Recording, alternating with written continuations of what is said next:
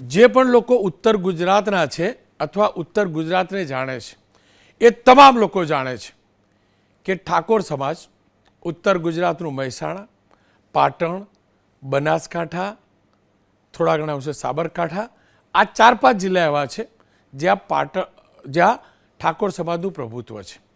ઠાકોર સમાજ હજુ પણ શિક્ષણનું પ્રમાણ ત્યાં ઓછું છે. ઠાકોર સમાજમાં વ્યસનનું પ્રમાણ વધુ હતું તેવું ઠાકોર સમાજના નેતાઓ કહે છે. ઠાકોર સમાજમાં અનેક કુરિવાજો હતા તેવું ઠાકોર સમાજના લોકો કહે છે. સારી વાત એ છે કે સમાજના નેતાઓ, સમાજના લોકો એ સ્વીકારે છે, કોઈ દંભ નથી કરતા. જ્યારે અનેક સમાજો એવા છે જ્યાં આ જ પ્રકારની બદલીઓ અને સુધારાનો અવકાશ છે, પણ એ સમાજો દંભથી બહાર નથી આવતા. અને સારી વાત એ પણ છે કે ઠાકોર સમાજ છેલ્લા કેટલાક સમયથી એક થઈ રહ્યો છે અને એકતા માત્ર ને માત્ર સમાજના હિત માટે છે. સામાન્ય રીતે એવું કહેવાય કે જે સમાજના રાજનેતાઓ અથવા જે સમાજના નેતાઓ પોતાની રાજકીય મંશાઓ, રાજકીય રોટલા શેકે છે ને, એ સમાજની અધોગતિ થાય છે.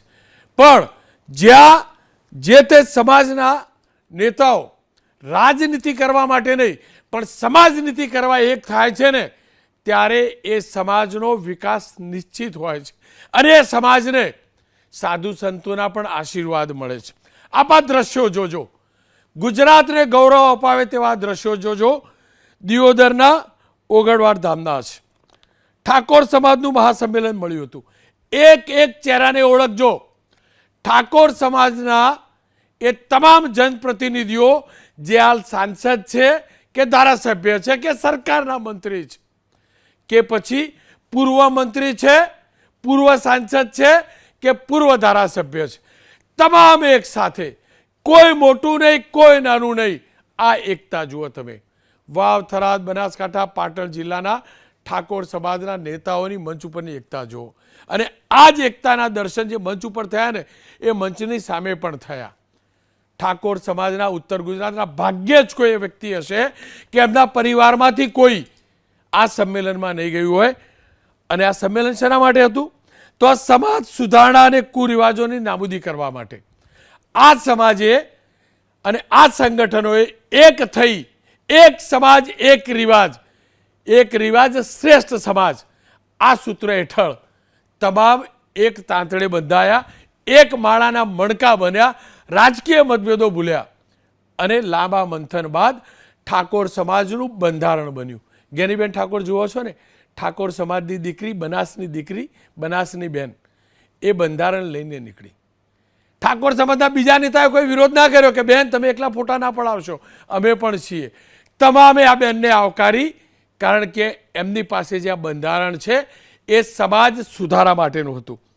લવિંગજી ઠાકોર પણ હતા, જગદીશભાઈ ઠાકોર પણ હતા, કેશાજી ઠાકોર પણ હતા, અલ્પેશભાઈ ઠાકોર પણ હતા, કોંગ્રેસના ઠાકોર સમાજના નેતાઓ પણ હતા, બળદેવજી પણ હતા. આપ જોઈ શકો છો. અને સમાજને આશીર્વાદ આપવા સંતો પણ પહોંચ્યા હતા. કોઈ મોંઘી પત્રિકા નહીં, કશું નહીં, સાદો સરળ કાર્યક્રમ. તમામ લોકો એની અંદર જોડાયા અને સમાજના અલગ અલગ 27 તાલુકાના લોકો હાજર હતા. અને એની અંદર જ્ઞાનીબેન ઠાકોરે એ જે બંધારણ સર્વાનુમતે નક્કી કર્યું હતું એનું વાંચન કર્યું. બંધારણના અલગ અલગ જે મુદ્દા છે ગ્રાફિક્સમાં જોજો, પણ એની અંદર મુખ્ય મુદ્દાની વાત કરી લઉં તો જે જાન જાય છે ને, એમાં સનરૂફવાળી ગાડી લઈને નહીં જવું. બહુ બધાને શોખ છે આજકાલ સનરૂફવાળી મોંઘી ગાડી લેવી, ન હોય તો ભાડેથી મંગાવી, કોઈની ઊંચી નહીં લેવી. તો સ્પષ્ટ કે સનરૂફવાળી ગાડી લઈને નહીં જવું. મોંઘી પત્રિકા નહીં છપાવી, મામેરું કે જાનમાં ડીજે લઈને નહીં જવું.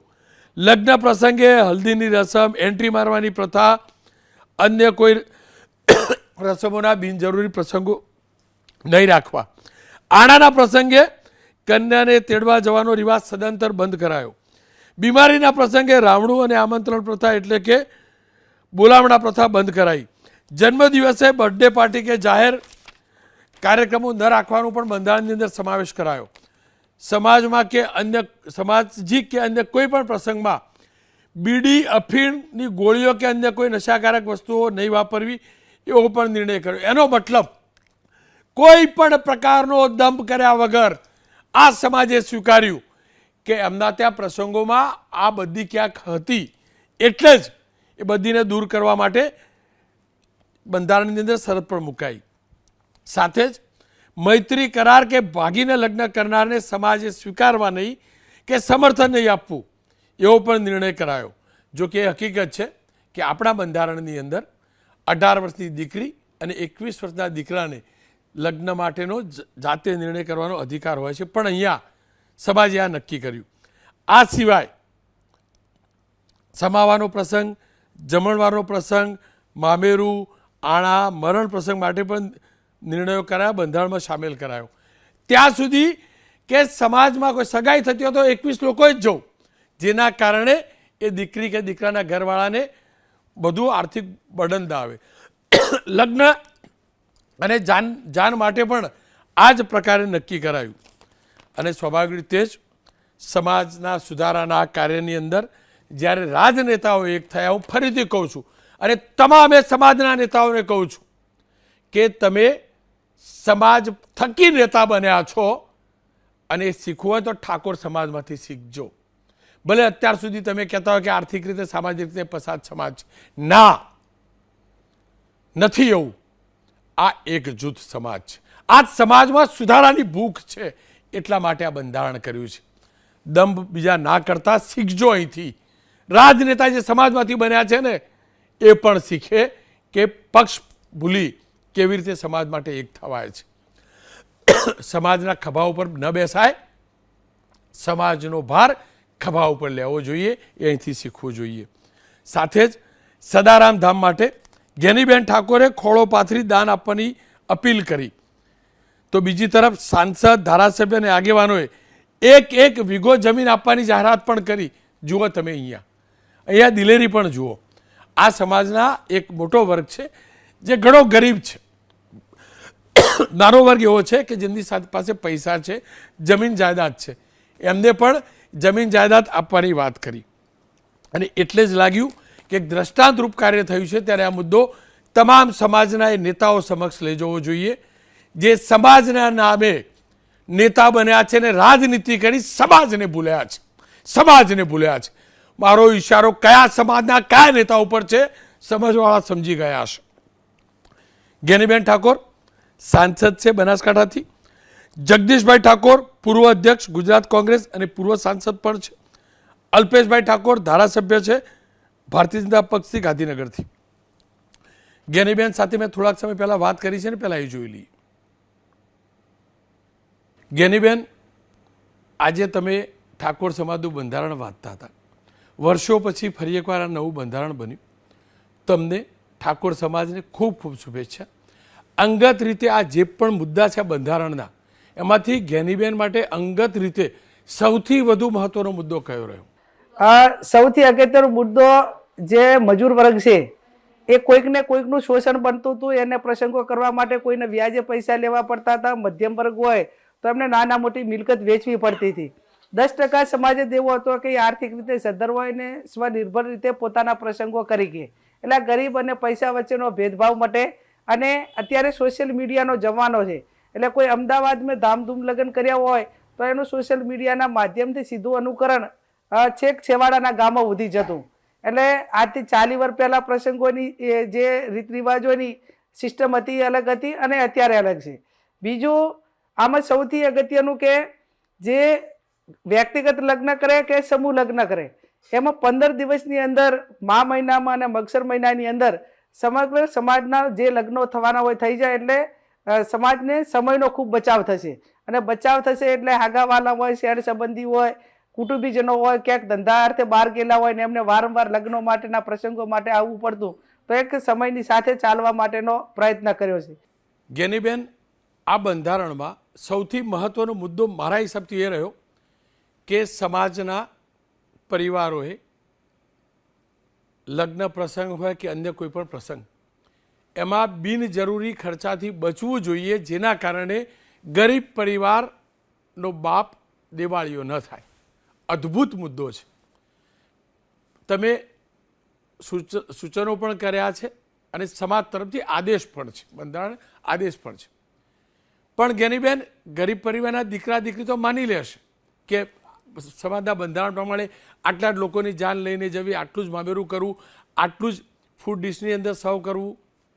પણ તમારા સમાજમાં જ્ઞાનીબેન, અને હોવા પણ જોઈએ, અનેક લોકો પૈસાવાળા પણ તો છે ને, બીજા સમાજની જે મોટી ભેદરેખા એ પણ તો છે ને, અમીર અને ગરીબ વચ્ચેની.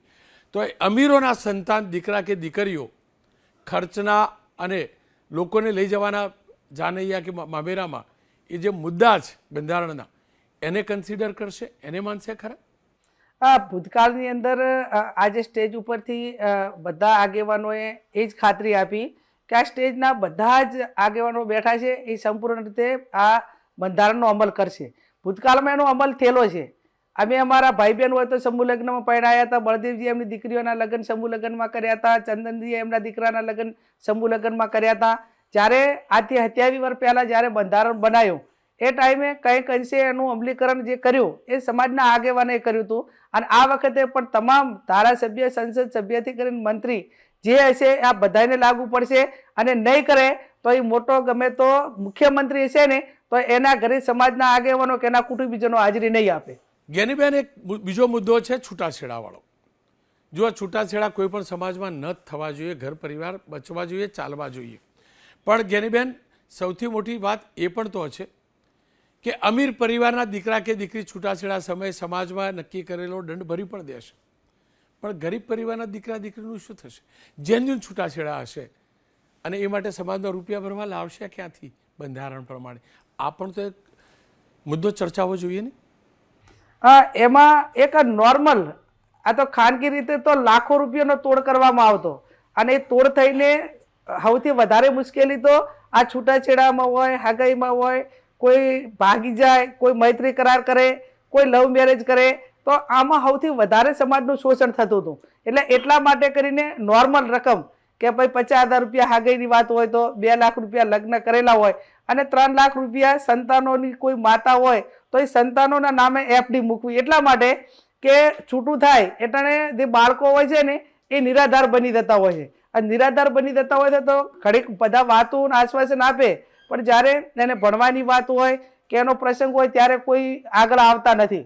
એટલે જે આ પૈકીનું થાય એ બાળકો હોય તો એફડી એમના નામે મૂકવી અને 50% રકમ એ શિક્ષણમાં વાપરવી. એટલે જે હતું એના કરતાં એકદમ નોર્મલ આ બાબતમાં નિર્ણય રોનકભાઈ લીધો છે. ઠાકોર સમાજના આ બંધારણની અંદર મૈત્રી કરાર અને ભાગેડું લગ્ન, આ બંને વચ્ચે સ્પષ્ટ વાત કરવામાં આવી છે કે મૈત્રી કરાર કરનાર કે પછી ભાગેડું લગ્ન કરનારો સમાજે બહિષ્કાર કરવો અને સમર્થન ન કરવું. સમાજની રીતે, સમાજના અત્યાર સુધીના અનુભવોની રીતે આ વાત સાચી પણ હોઈ શકે. પણ જ્ઞાનીબેન, આપણો કાનૂન 18 વર્ષની દીકરી અને 21 વર્ષના દીકરાને જ્યાં પણ લગ્ન કરવા હોય પોતાની રીતે નિર્ણય કરવાની છૂટ પણ તો આપે છે ને. ત્યાં પણ તો તકલીફ આવશે ને કાનૂનની રીતે. આમાં રોનકભાઈ, મૈત્રી કરાર હોય કે લવ મેરેજ હોય, આ કાયદા સાથે બંધાયેલી બાબત છે. કાયદા સાથે હોય તો આ બાબતમાં કઈ રીતે રોક આવે જેથી કરીને વર્ગ વિગ્રહ ન થાય. અને સમાજમાં જે મૈત્રી કરારના હિસાબે નુકસાન એ થાય છે કે બાળકોની માતા હોય ત્યાં સામેથી દીકરો હોય એને ઘરે પત્ની હોય અને આવું થાય ત્યારે ઘણા બધા પરિવારો વેરવિખેર રોનકભાઈ થાય છે. એટલે આ રોકાય અને સમાજનું કે કુટુંબનું કે હગાવાલાનું પ્રેશર આ મૈત્રી કરારમાં ને એમાં, હા તમે હગું કરો એટલે જોઈને કરો, તમને ગમે તો કરો, પણ પાછળ આ બધું ન થાય એ આ વર્તમાન સમયની માંગ બાળકો માટે અને વર્ગ વિગ્રહ ન થાય એટલા પૂરતો માટે આ મુદ્દો ચર્ચામાં લીધો છે. જ્ઞાનીબેન, વધુ એક મુદ્દો જે મારા ધ્યાનમાં આવ્યો, તમે લોકો ચર્ચા કરતા પણ નજરે પડ્યા, દારૂ અને વ્યસનનો. મુક્ત મને ચર્ચા કરી, સમાજનું સારું દેખાશે, બહાર શું મેસેજ જશે એની ચિંતા ના કરી, પણ સમાજ કેવી રીતે સુધરશે, વ્યસન મુક્ત થશે એની તમે ચર્ચાની ચિંતા તમામ લોકોએ કરી. તમને નથી લાગતું ઠાકોર સમાજ જે મુક્ત મને આ મુદ્દે ચર્ચા કરે છે એમાંથી શીખ મેળવીને તમામ સમાજોએ આ મુદ્દે મુક્ત મને ચર્ચા કરવી જોઈએ? હમણાં SIRની જે આ મતદાર યાદી સુધારણા કાર્યક્રમ ચાલ્યો તો તમે મારા પ્રવચનમાં પણ સાંભળ્યું છે. 25 વર્ષના દીકરા કોઈ ગામ એવું નથી કે જ્યાં 20-25નું મૃત્યુ ના થયું હોય. અને હવે એ જે સંતાનોની માં છે અને એનો બાપ નથી, એ બાળકોએ રખડવાના છે. અને આટલી નાની ઉંમરે જે વિધવા થાય એને કઈ રીતે બાળકો મોટા કરવા, કઈ રીતે એની જિંદગી પસાર કરવી, એ એક મોટો પડકાર છે સમાજ માટે અને એક નારી શક્તિ માટે એક પીડાદાયક આ ઘટનાઓ છે. અને એટલા માટે અમે કીધું છે, અલ્પેશભાઈ અને અમે બધે એવું જાહેરમાં કીધું કે ભાઈ તમે આ બદીઓના રવાડે ચડ્યા હો તો તમે લગ્ન જ ના કરો. તમારે બદીઓ જ આ કરવી હોય અને આ કોઈની દીકરીઓની જિંદગી બગાડવી હોય એના કરતાં લગ્ન કર્યા પહેલાં વાંઢા મરી જો તો ખાલી મા બાપને જ પીડા થશે. પણ જ્યારે આ લગ્ન કરીને બાળકો હોય ત્યારે આખા પરિવારો આ રીતે વેરવિખેર થતા હોય, એટલે એના માટે બીજા સમાજે તો કરવાનું જ છે. ઠાકોર સમાજની દીકરી અને કોંગ્રેસમાંથી ચૂંટણી જીતીને બનેલા સાંસદ જ્ઞાનીબેનને તો સાંભળે. હવે ઠાકોર સમાજના દીકરા અને બીજેપીમાંથી ધારાસભ્ય બનેલા અલ્પેશભાઈને સાંભળી લઈએ. અલ્પેશભાઈ, એકદમ પ્રમાણિકતાથી કહું ને, છેલ્લા 4 મહિનાથી હું જોઉં છું, અદ્ભુત સંગઠન શક્તિ જોવા મળી, અદ્ભુત ક્લાસ અને શિસ્તબદ્ધ. અત્યાર સુધી જે પણ લોકો તમે પોતે પણ કહેતા ને તમારા સમાજ માટે, એ કદાચ ખોટું કહેતા હતા, એવું નથી. હું એકદમ પ્રમાણિકતાથી કહું, ક્લાસ મેનેજમેન્ટ જોવા મળ્યું, પરફેક્ટ આયોજન મુદ્દા પણ જોવા મળ્યા. પણ અત્યાર સુધી બીજા સમાજના નેતાઓના અને તમારા જ સાથીદારોનું વર્તણૂક મેં જોયેલું છે. મુંહ મેં રામ બગલ મેં છુરી. આ બધું માત્ર મંચ પૂરતું તો નહોતું ને. પછી ચૂંટણી આવે એટલે એમ કે અલ્પેશ ઠાકોર કહે કે ના, દારૂ વિષેમાં ના બોલાય, જ્ઞાનીબેન કે ના, મારે તો કોંગ્રેસમાં આવું એટલે આવું ના બોલાય. એવું તો નહીં થવાનું ને. તમારા માટે સમાજ પહેલો કે પક્ષ? સમાજનું બંધારણ પહેલું કે પક્ષની ડિસિપ્લિનની વાર્તા પહેલી? રોનકભાઈ, આમાં પક્ષની વાત જ ક્યાંય છે અને કોઈ પક્ષે ક્યાં કોને ના પાડી છે? અરે આગળ ચૂંટણી આવશે ને મોટા ભાઈ, સાંભળો, ચૂંટણી આવે એટલે શું થાય જાણો છો તમે? એટલે કહું. અરે આવશે રોનકભાઈ. આ જે સારી વાત કરો તમે, આ રાજનીતિ ક્યાં લઈને આવો છો? મેં જાહેર મંચ ઉપરથી કહ્યું હતું કે ભાઈ ચૂંટણી ક્યાં સુધી કરશો? જ્યારે સમાજની વાત હોય, લોકોની વાત હોય, લોક કલ્યાણની વાત હોય, લોકોના હિતની વાત હોય, ત્યારે તો પક્ષાપક્ષીથી ઉપર રહી અને લોક કલ્યાણની વાતો મૂકવી જોઈએ. તમે એ સારું પાસું જુઓ કે આજે મેં મંચ ઉપરથી એક ભાષણ કર્યું હતું કે અહીંયા કોઈ પાર્ટીના નેતાઓ નથી બેઠા, અહીં સમાજના આગેવાનો, સમાજના દીકરાઓ બેઠા છે જે સમાજની ચિંતા કરે છે. જો અમારા જે ઠાકોર સમાજની વાત કરું તો આજે જે કંઈ બાબત હતી એ સમાજને બંધારણ, એક એવું બંધારણ, એવા નિયમો જેનાથી આ મોંઘવારી વધી રહી છે, જેનાથી સામાન્ય પરિવારોને પોસાય નહીં, એ પ્રકારની વાતો અને એ પ્રકારના નિયમો લઈને આવ્યા છે. આમાંથી સમાનતા આવશે, સમરસતા આવશે. સમાનતા એ આવશે કે અમીર હોય કે ગરીબ, એને સમાજના બંધારણ પ્રમાણે વર્તવું પડશે અને એ પ્રકારે લગ્ન પ્રસંગો કરવા પડશે. નહીંતર શું થાય છે કે બંધારણ બને છે પણ પૈસાવાળા પાવરફુલ લોકો માટે અમલ નથી કરતું. ત્યારે આજે સર્વાનુમતે એવું નક્કી કર્યું છે ભાઈ અમીર હોય કે ગરીબ, ગમે એટલો મોટો માણસ હોય, એણે સમાજના બંધારણ પ્રમાણે વાત કરવી પડશે ને એ પ્રકારે પ્રસંગો કરવા પડશે. પછી ઘરે લાવ્યા પછી તમારે જે કરવું એ કરજો ને.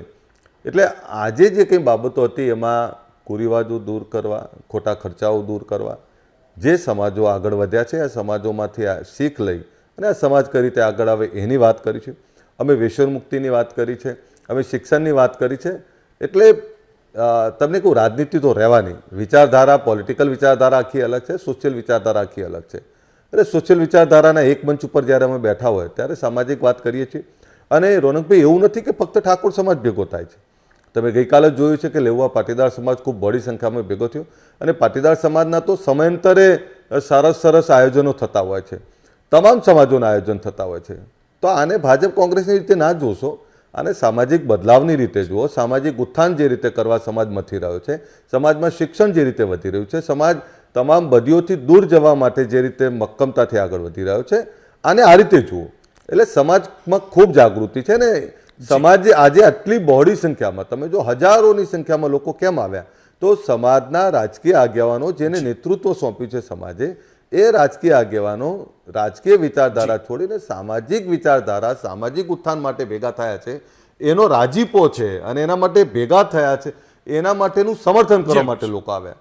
એટલે જે બંધારણ બન્યું છે એમાં એક ખૂબ સારો નિયમ રોનકભાઈ એક એવો બન્યો કે આખા વર્ષમાં જે કંઈ 2 સિઝનો આવે છે એમાં મે મહિનો ને માગસર મહિનો, તો જે વૈશાખ મહિનો વૈશાખ અને મેના જે મુહૂર્તો છે 15 દિવસના નક્કી કરી લીધા. હું આહિર સમાજમાંથી આ શીખવા જેવું છે કે આહિર સમાજમાં વણ જોયેલું તેરસનું મુહૂર્ત હોય છે, એક દિવસમાં આખા તમામ સમાજમાં લગ્નો. એમ આજે ઠાકોર સમાજ મહિના માટે નક્કી કર્યા છે નિયમો. આવનારા સમયમાં આ સમાજમાં જે દિવસે અઠવાડિયામાં લગ્નો નક્કી થતા થશે ને, બહુ જ મોટો બદલાવ આવશે. ખોટા ખર્ચા, ખોટા દેખાડામાંથી લોકો બહાર નીકળશે. એટલે આ જે કંઈ જે બંધારણ બન્યું છે, હું માનું છું એની જે અમલવારી જે રીતે સંપૂર્ણ ઈમાનદારીથી ચાલુ થશે ને, ત્યારે ખૂબ મોટો બદલાવ આવશે. મેં તો એ પણ કહ્યું કે આ અમલવારી કરવાની જવાબદારી પહેલાં તો સ્ટેજ ઉપર બેઠેલા લોકોને સોંપી, કે પહેલાં તો તમે અમલવારી કરો અને પછી લોકોને કહો. એટલે જે કંઈ આજે જે તમે પ્રસંગ જોયો એ ખૂબ સારો પ્રસંગ છે. આમાં કોઈના મનમાં કોઈ ભાવ નથી, કોઈ પોલિટિકલ ભાવથી નહોતું બેઠું. તમામ લોકો સોશિયલ ભાવથી બેઠા હતા. જ્યારે સોશિયલ ભાવથી બેઠા ત્યારે એને સોશિયલ રીતે જોવું જોઈએ. અલ્પેશભાઈ, જો એકદમ સ્પષ્ટતા કરી દઉં, તમે કહ્યું બીજા સમાજમાંથી ઠાકોર સમાજે શીખવું જોઈએ. ના, ઠાકોર સમાજમાંથી હવે બીજા સમાજે શીખવું જોઈએ. અદ્ભુત બંધારણ અને એકતા જબરજસ્ત છે. એટલે એની 0.001% પર ટીકા કરવાનો મને નહીં, કોઈને અધિકાર નથી. પણ હું તો મારા અનુભવ ઉપરથી જે તમને પૂછ્યું ને, પેલું તમારા જ મિત્રોના અનુભવ મને ખબર છે. સમાજને છેતરીને નેતા બન્યા પછી સમાજ ખાડામાં ગયો, ખાડામાં નક્યો, એવું તમે જાણો, હું એ જાણો. પણ બીજું મને એક વાત ગમી તમારા કાર્યક્રમમાં, એ મારી ટીમે એડિટ કર્યો કે ખબર નથી વિડીયો. જો તમે પ્રેમ લગ્ન કર્યા, પણ એરેન્જ પ્રેમ લગ્ન કર્યા, ભાભી બીજા સમાજના કદાચ, બરાબર? તો જ્યારે ભાભી આવ્યા સ્ટેજ ઉપર, તો એ જ જ્ઞાનીબેન કે જે આંતરજ્ઞાતીય લગ્નના વિરોધ નથી કરતા, ભાગેડું લગ્નના વિરોધ કરે, એમને મોટા બહેન હોય ને એ રીતે એમને ભેટ્યા. એટલે એક અદ્ભુત, હું ફરીથી કહું, એક સ્પષ્ટ, એમાં સ્પષ્ટ મેસેજ છે કે જો પ્રેમથી લગ્ન થાય છે, પરિવારને, હું એ જ કહું, પરિવારને તકલીફ નથી તો થવા જોઈએ, પણ ખોટા લગ્ન ભાગેડું ના થવા જોઈએ. પણ અલ્પેશભાઈ, એની અંદર કાનૂનવાળી વાત પણ તો નડશે ને, કે ભાઈ 21 ને 18 વર્ષની ઉંમર જે છે એમાં કોઈ લગ્ન ક્યાં કરી શકે ને? પણ રનકભાઈ, પ્રેમ ઉપર કોઈનો અધિકાર નથી. પણ એ મા બાપ જેણે દીકરા દીકરીને ઉછરીને મોટા કર્યા, એનું હિત શેમાં રહેલું છે, એનો અધિકાર તો મા બાપનો ખરો કે નહીં? એમને ચિંતા થાય કે મારો દીકરો કે દીકરી ક્યાં લગ્ન કર્યા છે. એનું જ્યારે લગ્ન જીવન બગડે ત્યારે તો મા બાપની જે પીડા હોય છે એ કોઈ કલ્પના બહારની હોય છે. ત્યારે એ અધિકાર મા બાપને 100% હોવો જોઈએ. બીજી એક વાત આપને કહું, બબે દીકરાની મા કે બબે દીકરાનો બાપ બીજે ક્યાંય લગ્ન કરીને ભાગી જાય અને મૈત્રી કરારથી રહે, તો આ પ્રકારના લોકો છે એમને રોકવા તો પડે ને. તો પેલા બે જેના એના બાળકો છે, એના કુટુંબ કબીલા છે, આની દશા શું થાય એ ક્યારેય કલ્પના કરી છે? બીજું આપને કહું, મારી પત્નીને લઈને આવવાનું મને બહેને કહેલું અને હું લઈને જ આવેલો. અને મારો પ્રેમ કે મારી પવિત્રતા જુઓ, મેં ઊભા થઈને કહ્યું કે મારા લવ મેરેજ છે અને એમાં મેં એને સાચવી છે. આજે 2025 ચાલે છે, 1997માં લગ્ન થયેલા અને આજે હું સુખી છું કારણ કે મારા બે પરિવારો એ વખતે સંમતિ આપી. તમે એમને નહીં સાચવી, એમને તમને સાચવ્યા છે. એણે મને સાચવ્યું. હા, એણે, એટલે જો તમને કહું, હું તો જાહેરમાં કહું છું, મારી પત્ની જોડે, મારા ઘરમાં મારા માતા પિતા જોડે મારું કંઈ ચાલતું નથી.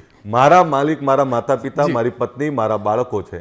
પણ આપને કહું કે જે બંધારણ બન્યું એમાં તમે એક વાત જે કહી બીજા સમાજો વાળી, તો આપને એ પણ કહું કે જે સમાજો સમૃદ્ધ સમાજો છે એમના બાળકો, એમના દીકરાઓ નશાના રવાડે ચડ્યા છે, એમને બે હાથ જોડીને વિનંતી કરું છું કે આ એ સમાજની વાત કરું છું કે ક્ષત્રિય ઠાકોર સમાજ જોડે ખૂબ જાગીરી, ખૂબ પૈસા હતા, પણ આ નશાના રવાડે ચડીને બધું ખોયું છે. હું તમને વિનંતી કરું છું, અમે ખોઈ ચૂક્યા છીએ વાલચોયા દીકરાઓ, જમીન જાગીરી. તમને વિનંતી કરું છું કે તમારા દીકરા દીકરીઓને વાળી લો, તમે નહીં વેઠી શકો. એટલે જે સમૃદ્ધિમાં તમે જીવી રહ્યા છો, બાળકોને નશામાંથી બહાર કાઢો, કુરિવાજો અને ખોટા હું પણ બહાર નીકળો, દેખાડામાંથી બહાર નીકળો. આજે ગુજરાતના તમામ લોકોએ આ જાગવાની જરૂર છે. અલ્પેશભાઈ, આપનો ખૂબ ખૂબ આભાર. પણ છેલ્લે મળમાગી સલાહ પણ આપી દઉં. તમે કહ્યું ને બધાને વિનંતી કરીને બીજા સમાજના લોકોને, તો હું તમને કહી દઉં ને, તમારી સાથે સમાજના ખભા પર બેસીને જે નેતા બન્યા ને એમનો બતાવજો તમારો આજનો વિડીયો, તમારા સમાજનો આ વિડીયો બતાવજો ઠાકોર સમાજનો, કે આ સમાજનો ભાર આ રીતે ઉચકાય અને એનો આનંદ આ રીતે હોય, સમાજ માટે ભાર ના બનાય. આટલું કહેજો ખાલી. હું કોને કોને કહેવા માગું છું તમે જાણો છો, તમે સારી રીતે જાણો છો. કહેજો. માત્ર તમારો સમાજ સુધારો એ ના ચાલે, બધાના સમાજ સુધારવા જોઈએ. જ્યાં જે આવા નેતાઓ છે ને એમને સુધારજો. ફરીથી કહું, તમે સમાજ સુધરી જશે, તમે નેતાઓ સુધારજો તમારી બિરાદરી. રોનકભાઈ, રોનકભાઈ